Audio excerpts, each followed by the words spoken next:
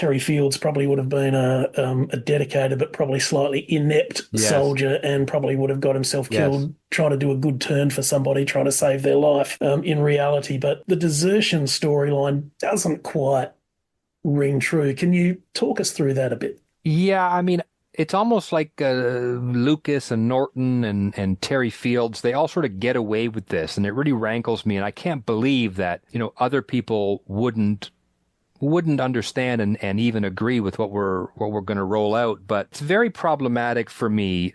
We've just talked about both sides of the story and the insanity of the Vietnam War in particular, war in general. It's understood. Okay, we shouldn't be fighting this war. This has gotten away from us. This is wrong. We won't argue that. I mean, you could, I think, but we won't argue that. And hippie types might get mad at me, but I just frown on Terry. The insanity of Vietnam is established fact in history and in this film. The film drives it home well. The war is ludicrous. And, no doubt it's peppered with idiots like Toad CO. It is easily argued that, young men were sent to kill those at the other end of the world for murky reasons and to achieve an impossible goal. But consider that Toad fakes his death and walks away from the conflict. Even Sinclair shakes his hand and, wishes him Yeah. luck. And then Sinclair says bye to him, turns around and goes back to fulfilling his duty and fighting and maybe saving somebody else who's paralyzed in the ditch and scared. He goes back to doing his duty and doing what he was called upon to do,